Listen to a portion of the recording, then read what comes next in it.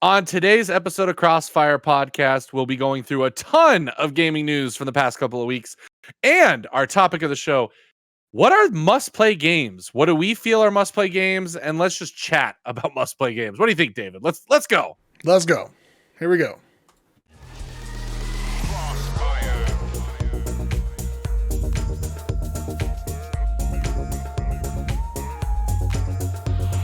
And welcome back to another episode of Crossfire Faith and Gaming, where we're going to talk to you a little bit today about our must-play games, and we're going to bring you today's latest gaming news. I'm one of your co-hosts, Reverend David Petty, alongside my other co-host, Russ Dornish. Hello, everybody. I'm so excited to be here today. But let's jump into it. Let's get this news. We got a lot. We got a lot of news. We want to get through it. Kind of rapid fire news. Talk about it a little bit, but first up, David, the Nintendo Direct, and I know you said you did not watch it. I did not. I feel bad. I've neglected my Nintendo for a while, and I've kind of forgotten about the Nintendos. It's just been out of the sphere of consciousness. You know, I think it's probably the oldest console I own right now. Well, let's rapid fire some of the games that were announced and talked about. Of course, the big one, we can just go it right up front, is the Legend of Zelda got its name, which is Tears of the Kingdom. That will be coming next year, I believe, at some point. We also got announcement that Pikmin 4 is officially happening. Octopath Traveler 2. The big one is more Nintendo 64 games coming to Switch Online, including GoldenEye 007, the classic game with online support. Very exciting stuff. People are super excited about it. Excited to get to play it and see if it holds up. Answer is no, it does not hold up. And I think people are going to be very disappointed. It's not an easy game to play when you're used to twin stick shooters. Okay, people? It was great back then. It's not great now, right? Yeah, right? I think the controls are going to be tough. Tough reminder of how things were back then. Very different than the Halo twin stick shooter. And, my biggest gripe still is that James Bond cannot jump. That is kind of depressing and sad. Last little bit that we'll talk about in the Nintendo Direct, because I know Dave is excited about it. They are expanding Wii Sports, Wii Switch Sports, Woohoo! Nintendo Switch Sports, and they're adding golf. I'm still waiting for Frisbee golf, so I'm a little disappointed that wasn't also part of this. But true, supposedly coming by the end of the year as a free DLC add-on, so that's always wonderful. We're always happy for that, right? I still contest that I think Wii Golf and maybe Switch Golf now are the best golf games out there, because trying to translate the movement of golf into just pressing a button multiple times is totally different than actually swinging your arm. I don't know. I love Wii Golf. Up next after that, of course, we got the very same day, so super busy day, PlayStation State of Play for September, which included a lot of Japanese games. But let's go over real quick what was announced, and then David, you can tell me your highlights. I'll let you guys know my highlights. We did get official confirmation of Tekken 8 coming in the future. Star Wars Tales from the Galaxy's Edge Enhanced, which is a Oculus Quest game coming to PSVR 2 next year. Demio, another PSVR 2 game that it will also be coming. This one's kind of a cool one. Yakuza Like a Dragon Ishin. So story on this one is it's actually an older Yakuza game that was Japanese only, is coming to the States following kind of the success of the Japanese samurai and Yakuza stories that are happening. Got a new Hogwarts Legacy DLC that will be PlayStation exclusive. Pacific Drive, the kind of game that you always want is I just want to drive around in a post-apocalyptic world and survive. In a station wagon. Thank you. In a wood-paneled station wagon. Thank you. PlayStation Stars got a sneak peek of the totally non-NFT awards you're getting that nobody knows what we're going to do with them, because how am I going to show them off? You're going to put them in your PSVR house or maybe. Everybody go look up PlayStation Home and just say we want home back. Sin Duality, anime Japanese style kind of mech type looking game. Stellar Blade, no idea. It's a version of Project Eve. Here's a big one. Team Ninja, the team behind Neo, coming out with Rise of the Ronin, although the trailer said it will not be coming till 2024. Looked awesome. Probably won't play it because it's Team Ninja and their games are extremely hard. And then lastly, we get the God of War Ragnarok controller and the God of War Ragnarok story trailer, which, oh my gosh, I am so hyped for. That game is coming very shortly. Dave, thoughts on these games? What's most excited for? What got you hyped? Yeah, I mean, I think the graphics in Tekken 8 looked amazing. I really am not a huge fighting game fan, but graphically, I gotta hand it to them. Star Wars Tales from the Galaxy's Edge Enhanced Edition looked great. I didn't know that it was originally an Oculus game until you and I talked about it moments ago. But if it's anything like the Star Wars Oculus game, the Darth Vader game that I've played the first chapter of and have the second chapter but haven't played it yet, I think it's going to be amazing. And, better graphics, hopefully, probably with the PSVR 2. But kind of weird, the announcement too that people were talking about that you can't play PSVR 1 games on the PSVR 2. So we'll see. But no thoughts or feelings about Demio or Like a Dragon. Haven't played those games. I'm excited. Kids are excited about the Hogwarts Legacy game. That was something that I think we gave my son on his 11th birthday a certificate to be able to buy the Hogwarts Legacy game when it came out, because it was, just right around the corner with the PS5 announcement trailer. And then it was, around the corner from around the corner because of COVID and everything else. So I'm excited for that. Pacific Drive, I think, looks actually kind of interesting to see, what's up with the game where you're just driving in a post-apocalyptic world in a station wagon. PlayStation Stars, same kind of sentiment. I'm not sure where they're going with that, but cool to have virtual stuff, I guess. No thoughts about Sin Duality or Stellar Blade. Rise of the Ronin, same kind of thoughts. Not gonna play super hard games, but looks great. I thought it was interesting. The intro, they had this like long follow shot with a hawk that I was like, oh, is this an Assassin's Creed game? I think everybody said that. I think the controller's neat for those of you that collect controllers. It's just, the next edition of the controller. One thing that was not in this announcement, but they did recently announce, was the new PS5 Elite controller. I don't think we talked about that, but, for those of you that want the customizations and all that kind of stuff, I think different controllers are always neat. Whatever feels good to be able to hold in your hand while you're playing. And as we've talked about before, I think God of War has an excellent story, great graphics, great gameplay. It was interesting. I felt like the story trailer made it feel like God of War, the PS4 game, was the disappointed father simulator. And this is like disappointed father of a teenager simulator. Because now instead of a whiny kid, you have a whiny teenager. I'm interested when it does come out, Dave, to get your reaction and ideas once you play through it, especially being a father. Like, how does that work? Like you said, I think the first one was that kind of whiny boy dad story of kind of connecting. And now that they've connected and it feels like that their relationship is better, what's going to happen from here as far as their relationship and where the story is going to go? Because it sounds like they're going to, be dealing with some pretty heavy things and the potential that, Kratos may lose his life. I don't know. I just feel like that could be the like big twist of the game, is it may be the end of Kratos. Yeah, I was trying to look up how old. It says Atreus is about around 14 years old. So, and my son's going to be 13 this year. So, definitely will feel very similar to the, me as a super strong guy who wields an axe. Just kidding.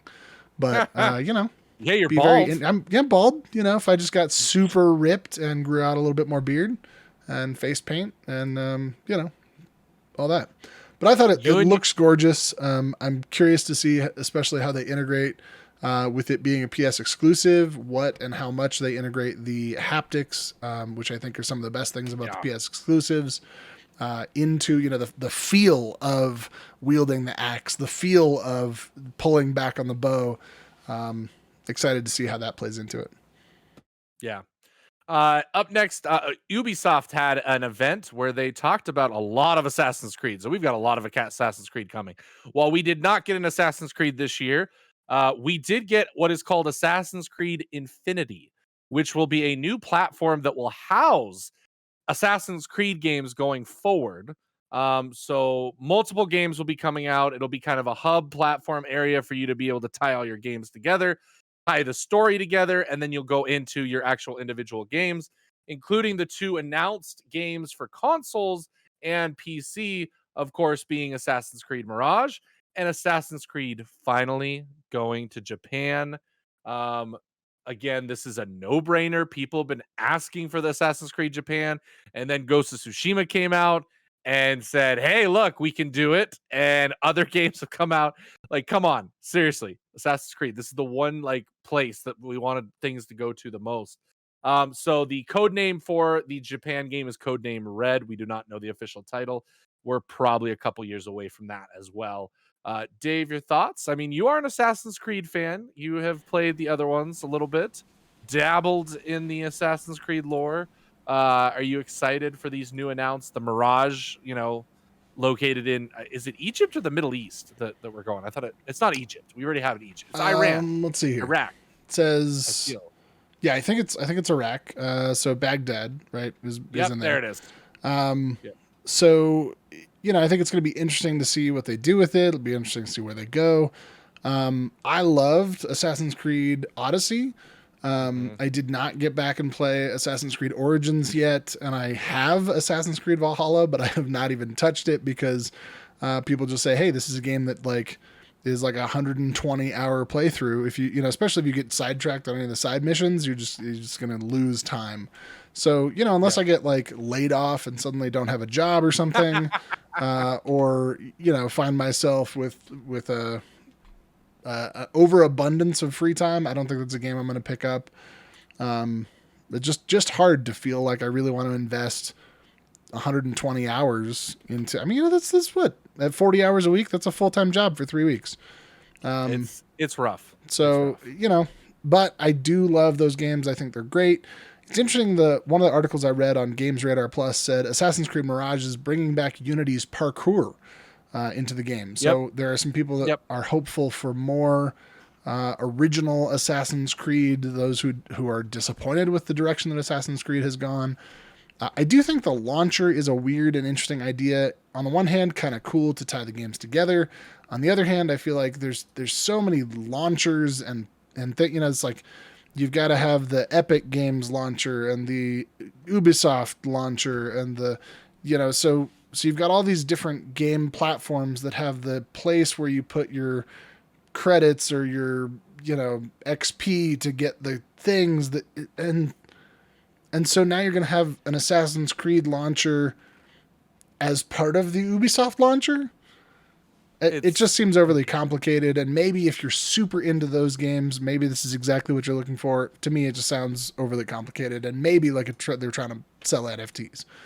They're going to sell NFT armor that you can use in any of the games. I don't know. So those are my thoughts. Last bit of news here before we transition to our topic of the show, and it is Microsoft based. First off, obviously, Microsoft growing tired of Sony's complaints over the Activision acquisition. Jim Ryan came out and said that he's worried about Call of Duty and what this all means for the series going forward. Microsoft and Sony did come to an agreement that Call of Duty will be on PlayStation for a few more years, but there is nothing in stone after that, and I think that's kind of where the complaints are coming from. But here's the way I see it. You bought a company, you bought a gaming division, you can do whatever the heck you want with it, okay? If Sony was worried about that, they should have bought Activision themselves. They should have figured that out. I do think it's, that's the way the industry works. It's capitalism, right? I mean, it's capitalism. We live in a capitalistic society. That's how it goes. Quit your complaining. Would you agree, Dave? Like, we shouldn't be, doing that? I don't know. I think it's tough anytime you're dealing with, on the one hand, yes, it's capitalism. On the other hand, I feel like anytime you're dealing with IP, everybody's got opinions about exactly where and how it should be managed. So, people are also, we also live in a society of free speech. People are allowed to complain as much as they want to complain. So, I don't know. I just think that's, everybody's going to do what they want. And it might be tough for the rest of us, but that's how it's going to go. Last little bit of news, Halo Infinite stuff. So Halo Forge mode, which is the ability to edit your multiplayer maps and do all sorts of fun things with that, gets a November release date. The big problem, though, that's causing a lot of fuss in the industry, the co-op, which has been delayed, is coming, but online only. They have canceled the co-op, couch co-op version of the game. A lot of people upset, and things are just not looking good over at 343. It looks like two of the big heads of the studio have left in the last 2 weeks. So things are not looking good over at 343 and Halo. Halo Infinite was just not what it needed to be. Here's, Microsoft's big hitter, missing a lot of things, had a lot of issues. Obviously had that 1-year delay. Just a lot of bad coming right now out of 343 and Halo. Gotten to the point where I know a lot of Halo fans who just say, yeah, what do you expect? It's a 343 version of the game. So not looking good there. Interested to see what happens. Microsoft needs some heavy hitters, man. It's been a while. I feel like we haven't really talked about Microsoft and first party games and exclusives and things coming on the Microsoft side of things. And hopefully 2023 can kind of reload and relaunch, revamp for them. Dave, do you have any thoughts on the Halo stuff, or are we ready to go to our topic of the show? Yeah, I've got some thoughts. I feel like the Halo stuff, for a long time, we've talked about the fact that it's most likely the big titles that sell platforms, right? That people will buy into an ecosystem because of the titles that are on that ecosystem, right? Mm-hmm. So if you really, really, really want to play, for instance, I really, really, really wanted to play Half-Life Alyx, which meant I had to get some sort of VR headset because it was not available for not VR. Granted, I wasn't willing to drop $1,000 on what was the HTC Vive when it first came out, or the Valve Index, $1,000. But if I wanted to play that game, I had to suck it up and find a way to pay for the platform. The Last of Us, Horizon Zero Dawn, God of War, Spider-Man, all those games. If you wanted to play them, you had to pay for a PlayStation. Halo, if you want to play that game, you've got to pay for an Xbox, or have a PC that runs it. But I feel like there aren't a lot of other Xbox exclusives that are super exclusive to Xbox that are big AAA titles. So, kind of like the Netflix and the HBO and the streaming services of the world, if you don't have the TV shows or movies, or in this case, the games that people want to play, then people are not going to commit to your platform. And so I think Xbox right now is in a place where they're hoping to be kind of like the Steam store of games and just say, well, we've got all the games, right? We just have just so many games, which is neat if you want to play lots and lots and lots of games. But I suspect most people are probably at a point where there are more games available to them than they have possible time to play. And so, even those of you that have tons of time on your hands, you're probably going to be picking and choosing which games you're going to play. And I don't know if that Xbox price tag and if the offering is really worth it if they don't have some big hitting exclusives. I mean, that's the big thing. Exclusives are a console seller. It's an important thing to have. Speaking of important things to have in console sellers, we're going to take a quick break and we are going to come back with our topic of the show, where we're going to talk about must-play games and what that means to us and the gaming industry, as well as a few questions that I have about must-play games. So come right back after the break.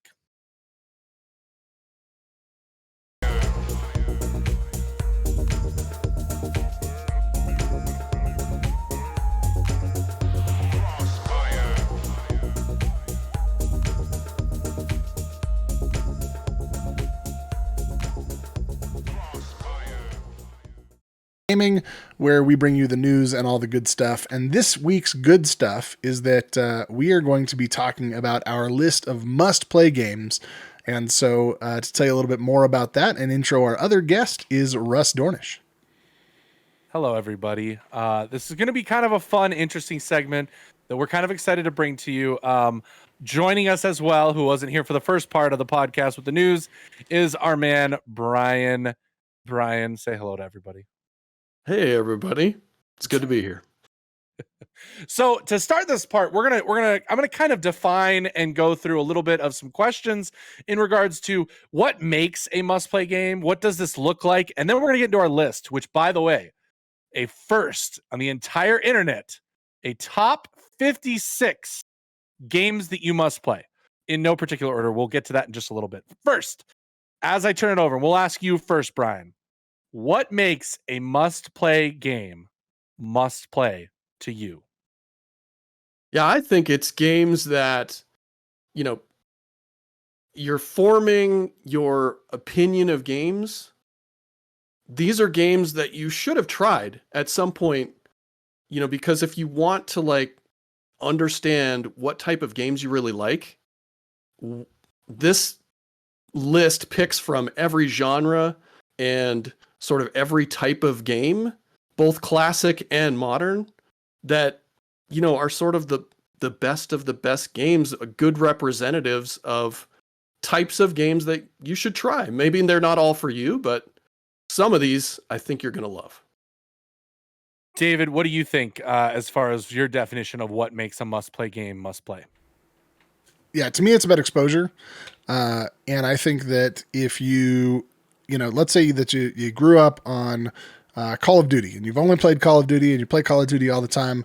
I'm kind of throwing Call of Duty players under the bus here because I feel like there's a lot of Call of Duty players who that's their thing. They only play Call of Duty. But I think if you want a good overview of games and you want some exposure to different type of games, or even just to be aware of. So somebody comes up and says, hey, have you played this game? And you say no. And you say, well, what's that like? And they say, oh, it's just like this one type of game. These are games that probably people are going to reference. They're going to bring up in conversation. And so if you are not even aware of, have never tried these games, I think you're missing out. So this is, for me, this list is about exposure. It's about education, and it's about trying. I mean, try some stuff, see what you like. Yeah. No, and I would agree. I think you both pulled on both sides of this of what a must play is must play. I agree. I think it's, what are games that are pop culturally relevant to each, time period that they were released? What was their critical reception? What was their audience reception? What kind of genres they encompassed? What are some of the gameplay portions to it? All of that very important for the must play. So that'll kind of help you guys understand where we got our list and where we're coming from as we get into it. Brian, do older games get left off with new generations of players? Do you think that they should be left off, for one? And what do you think about older games and more modern gamers and how that works? Especially, you and David both with younger kids who are first getting into video games for the very first time in their lives. What are your thoughts on that? Yeah, so I think it's important that we don't ignore older games, but I think it's also important to take into account like how playable is that classic game, right? Yeah. So we've discussed some games like maybe like Space Invaders and some other asteroids, some other classic games that I think just are kind of like, if you're going to introduce this to your 5-year-old, your 6-year-old, your 7-year-old, somebody who's kind of new to gaming, or even if you recommended it to somebody who's older that like, hey, have you played this game? I think it does need to be a game that is enjoyable to play no matter, when it is. And so we've been careful to like kind of curate this list. When we include classic games, we want games that are still fun. Yeah. David, your thoughts on expanding on that? Yeah, I mean, originally when we started coming up with this list, there were a lot of games that I thought, oh my gosh, this is going to be great. Space Invaders was one. There's some games that just aren't as playable. We looked at Triple Play 97 footage, and, I got to say, what I remember from when I was alive in 1997, how good that game was, how great it looked, how great it felt. It's not as good as what I remembered. And I think, we talked about like GoldenEye is coming out soon in our, particular time. And I think people are going to be surprised that, GoldenEye might not feel as good as they remember it, now that you've got dual stick games. So I think it's important to go back and experience some of these older games or to be aware of them. I think some of the older games do hold up and you can still play them. Most of those games that do, we've put on the list, or at least that we think do. So yeah, that's where it is. But I would say even if they're not great to play anymore, there's still some games you should probably just be aware of their existence. Yeah. Agreed. Yep. Yeah. And to go on to that, like I would call it like old person bias. They're games we grew up with, they're classic games we grew up with. If you try and go back and play most of those games, they are unplayable. They're hard to play. There are still some great old games that are easily picked. You can pick them up, you can play them. They're fine. And those ones I would happily recommend. And there will be a couple of those on the list. But again, I think there's a lot of games where we've made improvements, we've made things better. And it's like there's no reason to even go back and attempt the classic game simply because, you can find a better version of it here and today. So I think that's a huge part to it. So before we get into the list, the last thing I'll say is, we'll kind of end this and we'll talk about some of the important games to us as we grew up, some of our, top 5 games that on our personal list that we'll share with you guys as we get through this. But without further ado, let's just go ahead. We're gonna jump right into the top 56. So again, David's gonna flash across the screen this graphic that says like top 56 Crossfire games in no particular order. In no particular order. In alphabetical order. That's we're the doing order. alphabetical. So it isn't we're a doing particular order, but it's not in the best order. Yeah. So what we're going to do is we're going to go through. Each of us have selected certain games from this list. We'll give just a quick 10-second overview of why we believe it should be on it, why it's on the list, and then move on so we can hopefully get through this. Kind of round robin, rapid fire, getting through 56 games. If you want to see more about the 56 games and you want to see this list in all of its entirety, we are going to have a page on our website where you can go find this list to be able to view, comment on, and tell David what horrible selections he made. Okay? Because the horrible selections on here are all David's. Let's get that out there now. Gloves are coming off. Well, right, Brian? We're gonna David under the bus. Tell us why we're wrong, but why mostly it's David. David, yeah. Great. Okay. That's great. Number 1 I've got, which is a Souls game. And by that, we are going to throw in there a couple of great Souls games. Dark Souls, of course, the brand new Elden Ring, and Bloodborne. Those are kind of the definitive Souls-like games. If you're into extremely hard games that take a lot of learning curve to get good at them, that's where the saying "get good" comes from. If you're wondering what your kid's saying to you as an adult, that's where it is. Souls games, number 1 on the 56 list. Let's move on. Next up is Angry Birds, and I put that on the list because it was a definitive game that defined, I think, all of mobile gaming for a while. Hugely popular, and it happens to be one of the games that has the best movie adaptation. If you haven't seen Angry Birds 2, go check it out. Next up, we've got any Lego game. The Lego video games are excellent. They are excellent adaptations. They're fun. They are lighthearted. They're great family games. So I would say any Lego game. What's up next, Russ? We got BioShock, and of course, it's BioShock. First-person shooter, lots of awesome, amazing gameplay elements that kind of change the genre, kind of spookiness to it, a little bit of horror, very light. If you're not really into it, this might be a good segue to that. In the story, amazing story, amazing twists, amazing conclusion. Super excited for the TV show. Hope they don't mess that up. But up next, we're going to go with another mobile classic. So we're going to go with Candy Crush / Bejeweled. We're going to stick with Candy Crush here because I'm thinking, it's one of the most important like mobile games that people to this day still play. So whenever somebody says I'm not a gamer, you ask them if they play Candy Crush, they're most likely going to say yes. And therefore you're like, you're actually a gamer. So we definitely had to include Candy Crush on a must-play type of game to understand the mobile gaming sphere as it stands today. Brian, That's what right. you got? Yeah, next thing on the list is really a Metroidvania. We selected Castlevania Symphony of the Night to represent that particular genre. I think this is like if you're going to step in, you haven't played a Metroidvania style game, this is probably the best one to play. It has so many options and so much great stuff. It's totally worth playing.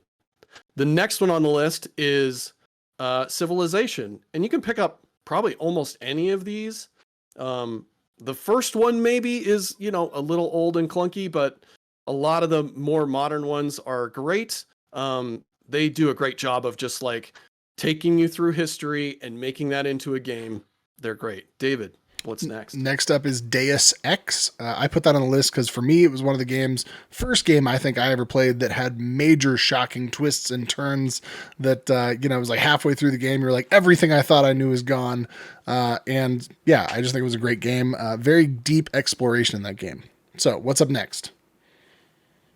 Doom, the 1994 classic, is on here. I've gone back and played this game. It's still very playable today. Yeah, there's a lot that could be said about this game and how it kicked off an entire genre that's, kind of the best selling genre, the whole FPS genre. But yeah, Doom still playable today. Not the best movie adaptation. Yes, it is. We're going to keep going. This one is a shout out to one of our Patreon subscribers, Lonnie. It is Final Fantasy VII for our JRPG entry. If you're going to play a JRPG, the definitive one that a lot of people will say is Final Fantasy VII, especially when you're talking about the Final Fantasy series. Although there is a wide range of those games out there, we selected Final Fantasy VII, and part of that was because of the remake, which I think does make Final Fantasy more of a modern game. So if you have younger people who want to play the Final Fantasy games for the first time, the remake is a great introduction to what it kind of was and what it currently is. So highly recommend Final Fantasy VII. Let's move on. Yeah, next up on the list is really the racing genre. We selected Forza Horizon, the series. I'd say 3, 4, or 5. You could play Gran Turismo also, but I feel like there's some quality of life changes that have been made in Forza Horizon that just make it the best of the racing genre. And if you haven't tried a racing game, you should definitely take a look at Forza Horizon. What's up next, Russ? We've got, of course, we can't have a list without God of War, probably one of the quintessential PlayStation series on any console. Any of the God of War games are honestly great to pick up. Even picking up the old PS2 classics are very playable, easy to pick up games, which make it so great. The story is great. And then, of course, we have the 2018 reboot, which was just absolutely one of the best games of that year, and probably one of the best games of a genre. So God of War has to be on a must-play list. Next up, we've got Gone Home. I put this on the list, game that came out in 2013. Many people would say a walking simulator. I put it on the list for the topic that it kind of touches on. I can't really talk about it because it would be a spoiler.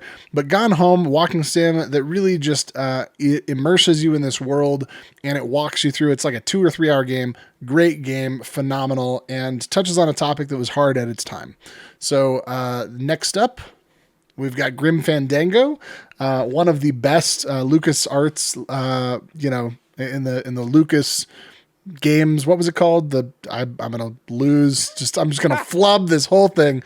Anyway, Grim Fandango, fantastic game. Great exploration, great story, well written. What's up next, Russ? So up next, we have, of course, we had to pick one, but we went ahead with the newest, which is Grand Theft Auto 5. Grand Theft Auto is a series that has defined gaming for generations so far, and Grand Theft Auto 5 is kind of the culmination of everything.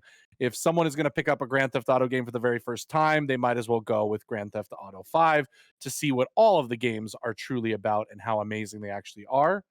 From here, we're going to go roguelite. We got to get rogue type games into the list, and we're going to go with one of the newer ones, which has been voted as one of the best ones, and that is Hades. Hades, if you haven't ever had a roguelite experience, rogue games are games where death is a gameplay element, that you die, you restart, you go again. They're dungeon crawlers in a sense, and a little mixture of a few different genres. So absolutely had to include one, and Hades is the one that we picked for our list. Next up is Half-Life, and I picked that because it's one of the games that really introduced me to gaming. First-person shooter game, just amazing story. And then next up, we've got Half-Life Alyx, which is an amazing VR game that I would just say it is the beginning of the future of what's possible for VR. I'm sad it didn't win Game of the Year when it was out, and I think mostly it's because people didn't play it because they didn't have VR. What's up next, Brian? Yeah, we have Halo on the list, and I think probably you could play any of the Halos. We're specifically talking about the first one. We've heard some people say that, maybe it doesn't hold up that well, but I think it does. Really shows you like the evolution of FPS games, storytelling, and how that all came together at that particular time. David, you're up next. Yes. So next up is Inside, which I know some people are not going to agree with, but Inside, amazing 2D platformer game with all sorts of weird, and it's amazing. It's rated 91 on Metacritic. There's a reason it's amazing, but I can't even go into it. So I'm just going to say Inside. It's on the must playlist. You got to try it. Next up is Journey. Journey is a game that came out that's just a beautiful kind of experiential game on the list because it's just a great playthrough and totally different than everything else on our list. For this next one, I had to go with Knights of the Old Republic. When it comes to regular American RPGs and BioWare RPGs, you got to go with the OG and the greatest, which is Knights of the Old Republic. If you have not experienced it, I hope you get a chance to. I know there's a lot of issues, and the remake is in limbo right now. So definitely try and pick it up. It's a little bit rough around the edges now at this point for an RPG. But if you're a Star Wars fan and you want a great story, that is the game for you to play. Let's hope the remake actually comes out and is good. Please. Yes. Someday. Next up is League of Legends, which I have no experience with other than I know that tons of people have dropped thousands of dollars on this amazing free game. But we put it on there because it's a MOBA, and I think that a lot of people do find a lot of pleasure in playing MOBAs, and so we put League of Legends on there for that reason.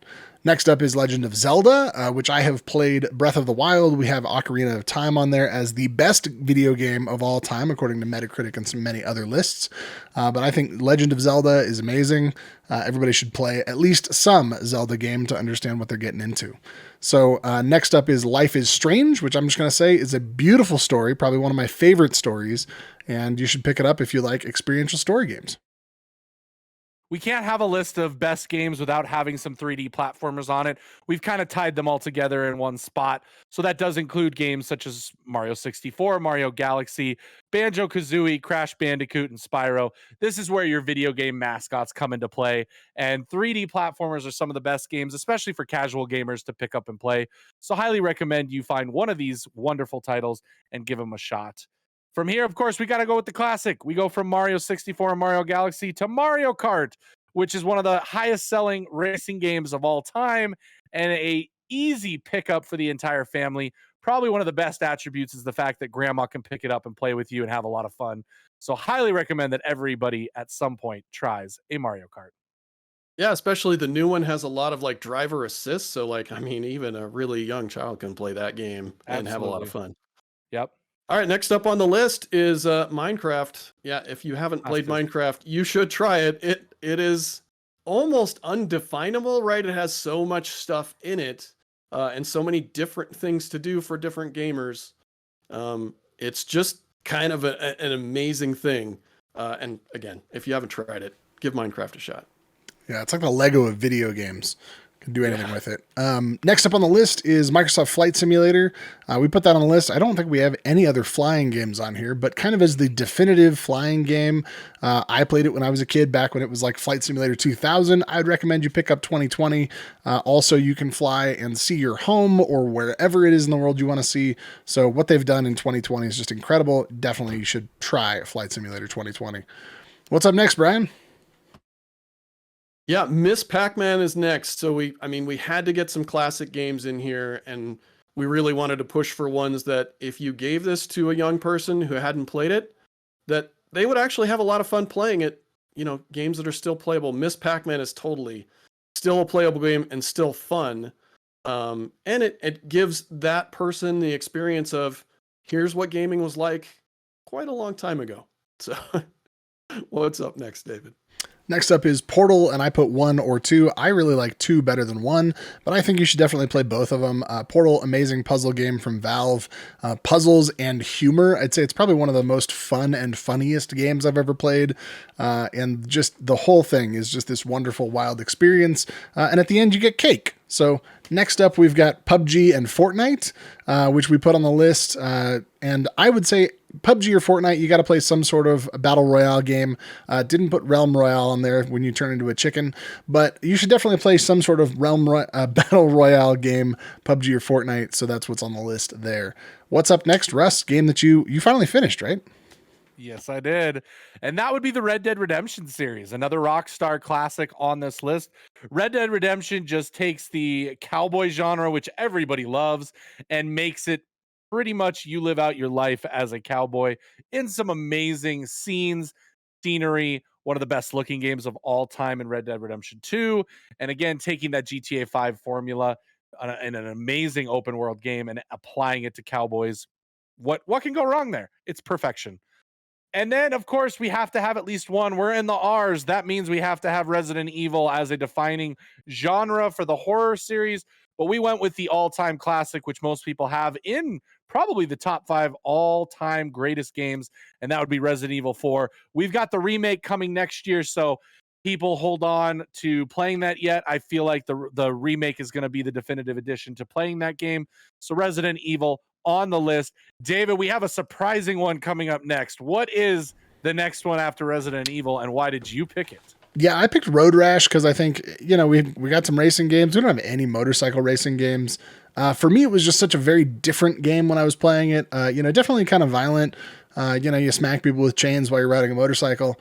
But also just a good heavy metal game. But I would recommend, try Road Rash if you want to try beating people up on motorcycles.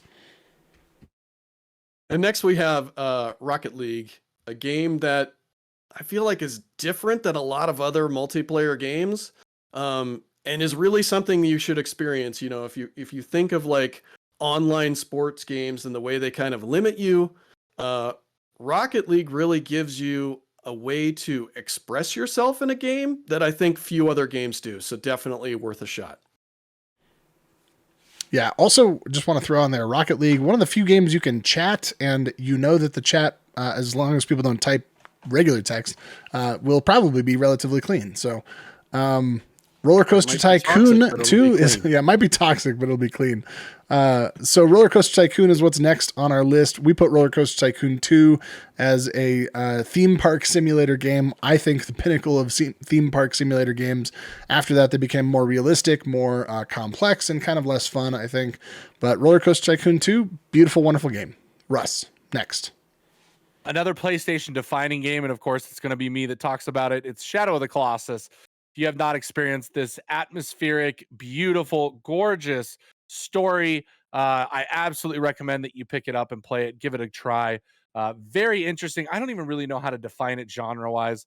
It's just a very interesting story and beautiful game to it. So I highly recommend that you guys try that out. Next up on the simulations is SimCity 4. And we said 4 or 2000, a great simulator game, one of the kind of defining moments of the simulator games and simulation genre. So I would recommend it. SimCity 4 I like because it's got a lot of traffic visualization and simulation going on in there. So what's up next after the SimCity, Russ? The game that has been released more than any other game in the history of games. And that, of course, is Skyrim. Genre-defining RPG for Bethesda and their... Sorry, not Bethesda. Ubisoft. Why can I not even say them right? Brian, who did Skyrim again? What happened with this? I'm just throwing a blank right now. Skyrim is Bethesda. Just look it up. Bethesda. Yep. Okay. But their genre-defining game. It's something they keep going back to. Obviously, we have a new Elder Scrolls coming in quite a while.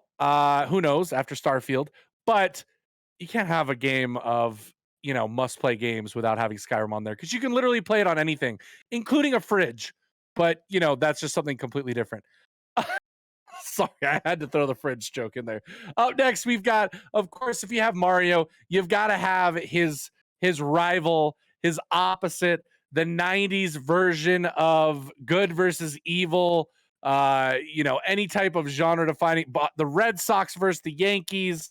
You got Sonic, and we've picked Sonic 2 to be represented on this must play.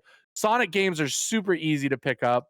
The speed allows almost anyone to do anything with them, and they're a lot of fun to watch and see. So we have to include a Sonic game, so we included Sonic 2.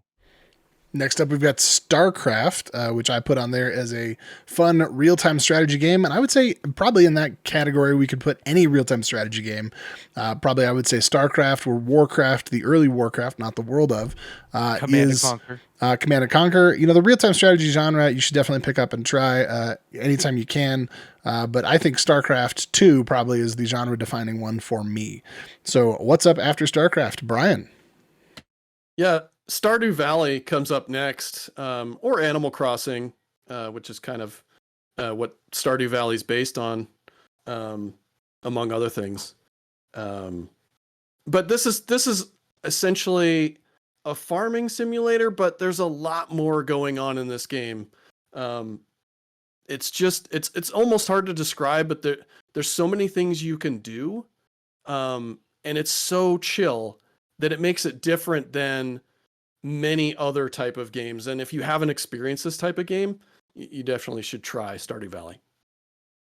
We have to, of course, include some fighting games in here, and we're going to include the two best, the OGs. We're going to include Street Fighter and Mortal Kombat. Of course, Street Fighter 2, probably the definitive Street Fighter game. And we'll go with the classic original Mortal Kombat with the position that this game had in pop culture history, movies. Everybody knows Mortal Kombat. Everybody knows Street Fighter. And so those are our fighting genre games that are must plays for anybody getting into gaming. Brian, we've got a big one coming up next. What do you got?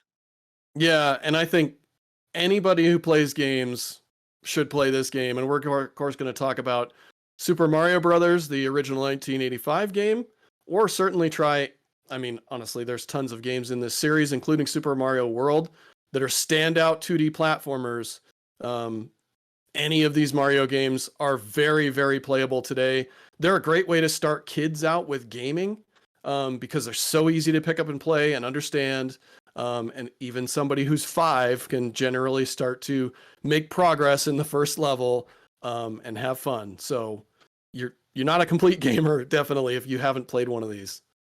Next up on the list is Super Smash Brothers. Also a fighting game, but different, because it's this wild, multiplayer experience. It is really something special all unto itself. It can be played co-op or now online, and just the wild chaos that happens is hard to reproduce in many other games. Definitely worth a try. Russ, you're up next. Well, and there's a reason why Super Smash Brothers is pretty much its own genre now that everybody's copying. So we have the Super Smash Brothers clones. Up next, though, we have another classic, and this is one that I recommend everybody play. Heck, if you can get a Game Boy that just has this game on it, your kids, no matter what their age are going to have hours and hours of fun in the backseat of a car, which is where I had my fun playing Tetris. And Tetris is definitely a game that has to be included in must play. So if you can find any sort of Tetris or Tetris clone, I highly recommend giving it a try, no matter what your age is.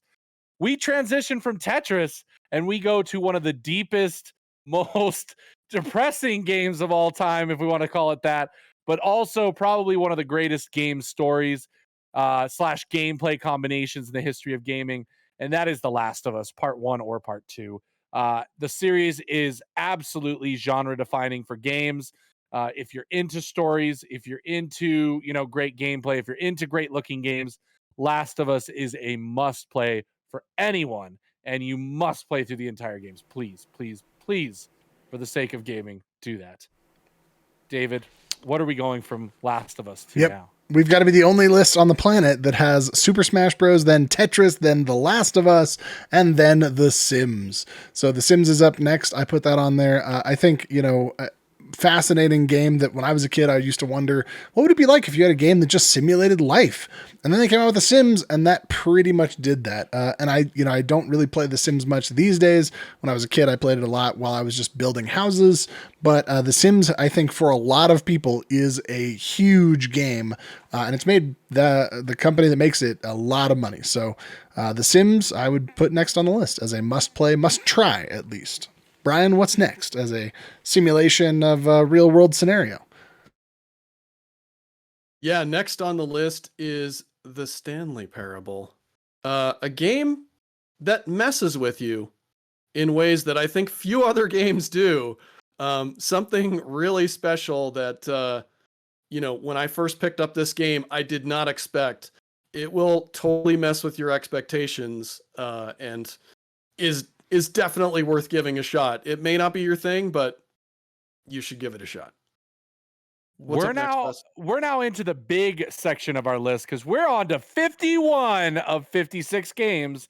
And that is, of course, really the stealth genre. But we're talking about Thief the Dark Project, the original Thief game, and of course the OG Splinter Cell. We had to include both those games because, again, we think those as genre defining games for the stealth, genre. And if you are at all interested in the stealth genre, both of these games are great places to start.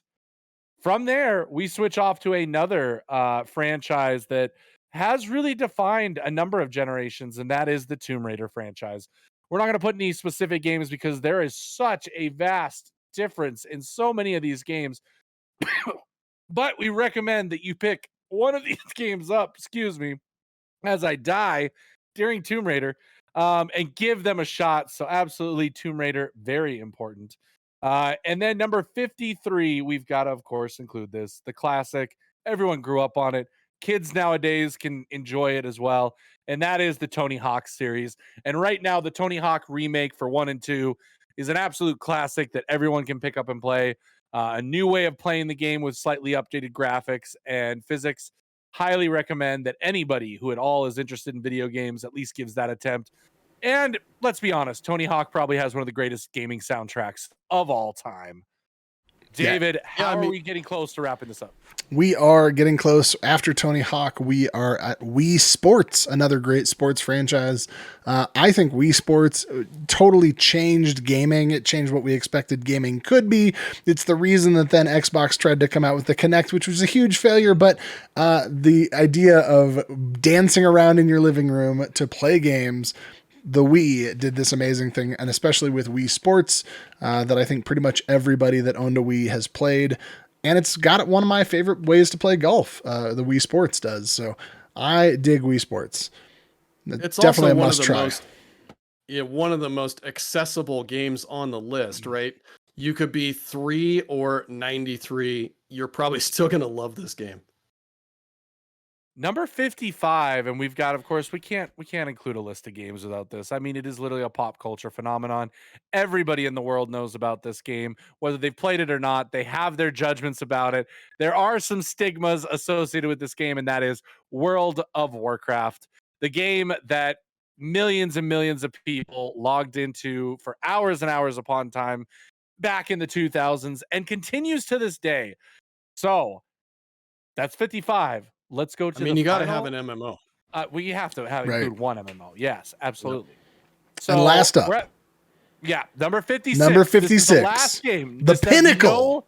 No meaning whatsoever because it's alphabetical order, David. The this last is your choice. And maybe the least on our list. I've got Worms, and I put that on there as a turn-based game. Not quite strategy game, but a turn-based game that it's just totally different than any other game. It's kind of like Tanks back in the day, or Pocket Tanks if you ever played that game. But Worms, I don't care whether you play Worms 2, Worms World Party, Worms Armageddon. Just don't play Worms 3D. We don't talk about that. But Worms, definitely a super fun game. And again, a game that pretty much everybody can play. Some people might say it's not for kids because of, the violence. But, they're these tiny little cartoon worms, and they're just shooting each other with bazookas. So that is the last of our list. So next up, now that we've gotten through our list of 56 games that you should play, next up, we're going to talk about our top 5 games. And these are in a specific order. These are the top games that we really think that everybody should play. And our personal top 5s that may or may not be on the list, but let's get into it. Russ, why don't you start us off with your top 5 games? I think that also to expand on this, top 5 games for gamers can really let you know who it is that you are talking with. It is a way to define you as a gamer. It's a way to define you as a person. What kind of person are you? And for me, my top 5 is number 1, The Last of Us. Number 2, Uncharted 2.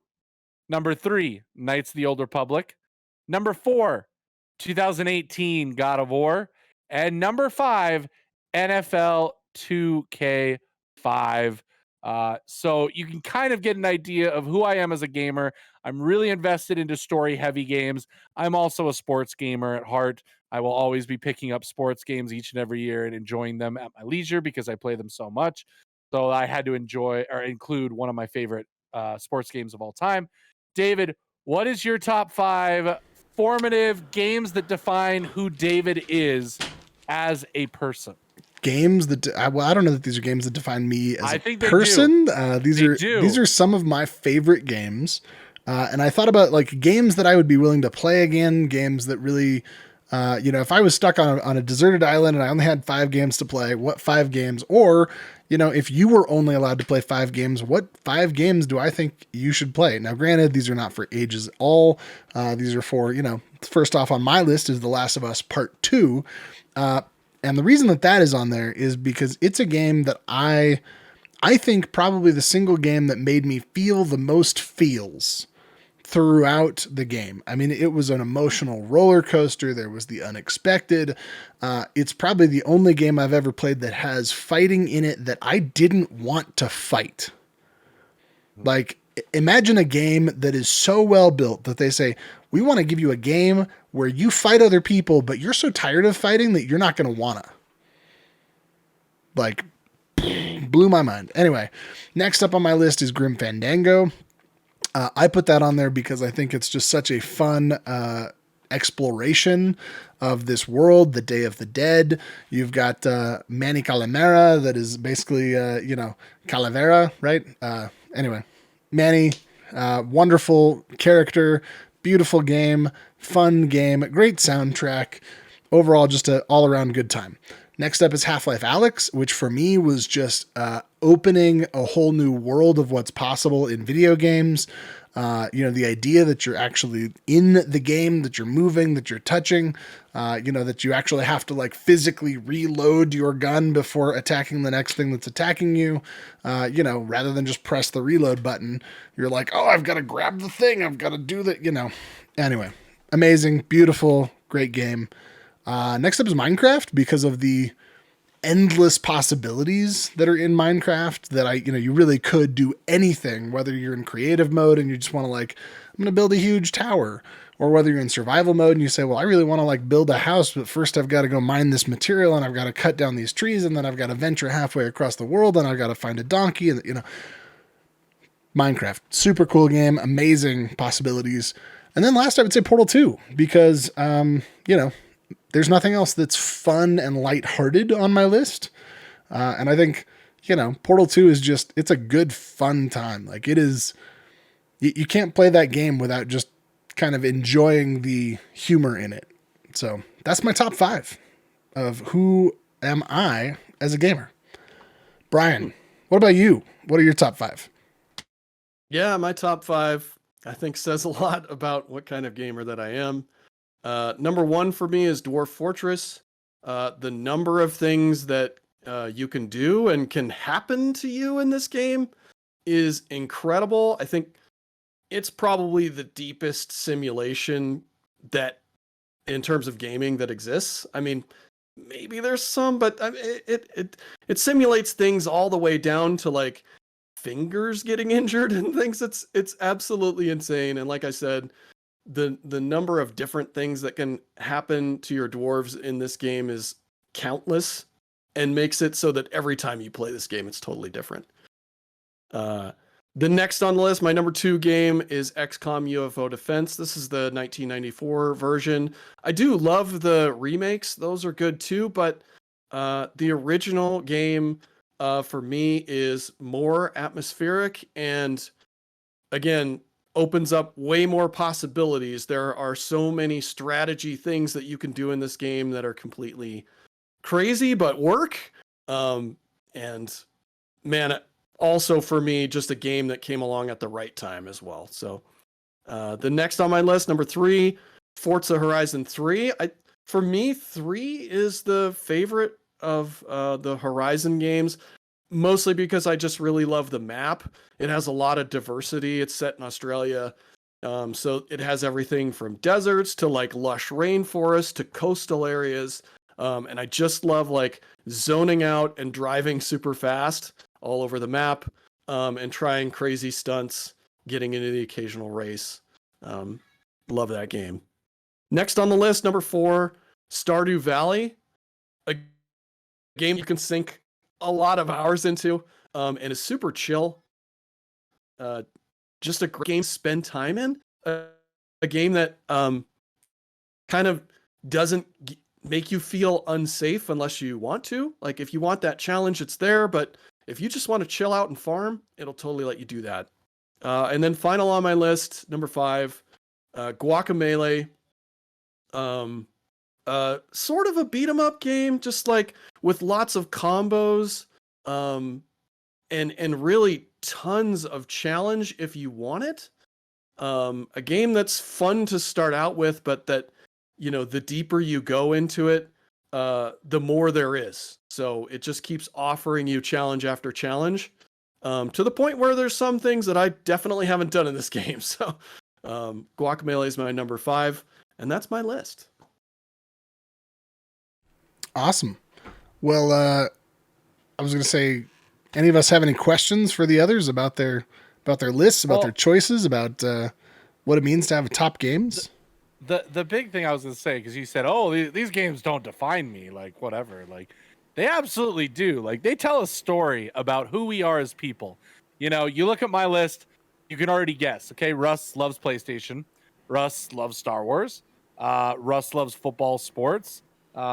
These are very story-heavy games, so he's very into story-heavy type titles.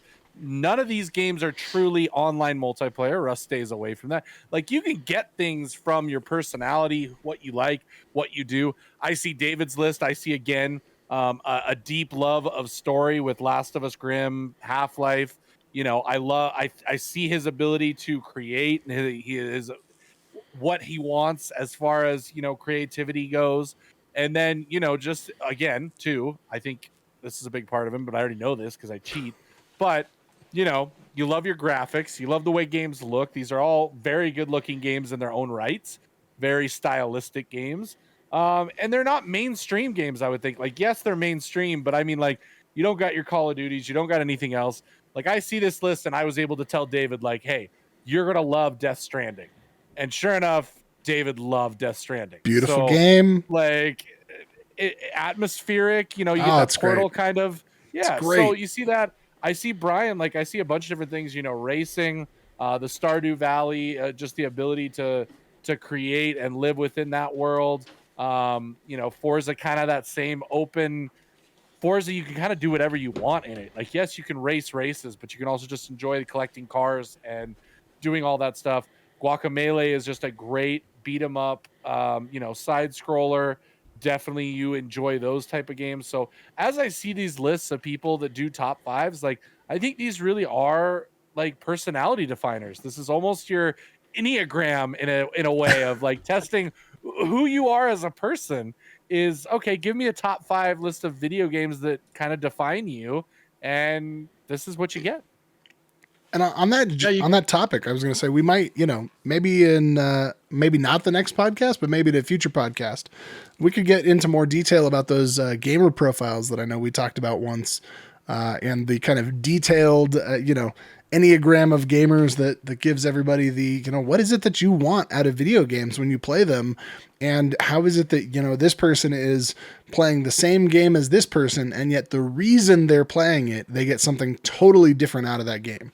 So that would be a fun topic for future podcasts. Yeah, absolutely. Brian, what were you going to say? I cut you off. Sorry. Oh, I was just going to say, I think Russ is absolutely right. Like, when you look at my list, you can see that I love things that any game that gives me unexpected things that are going to happen to me and then I'm going to have to adjust to. I love that. I love strategy, and I also love, anything where I'm building.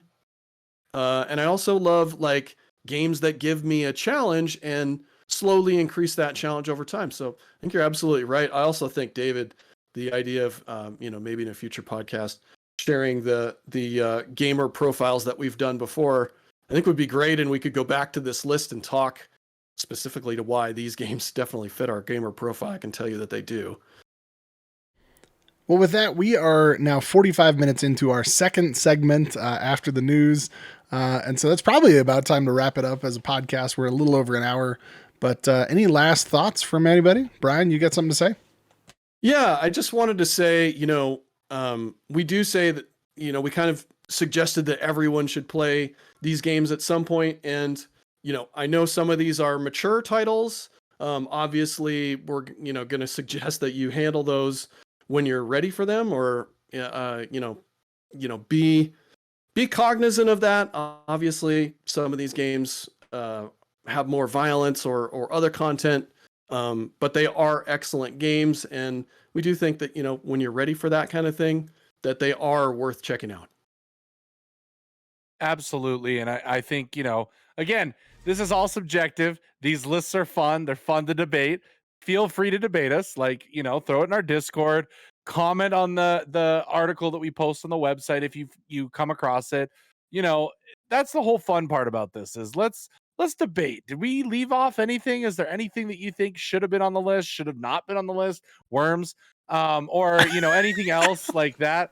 But, you know, what does that look like? Tell us. I mean, please. And by the way, David's address, so you guys can send hate mail to, is no, sorry, I can't do that. I can't. Just kidding. I can't. Just kidding. But in all seriousness, if you want to send me love mail and tell me why you love all of my picks and why Worms is your favorite game,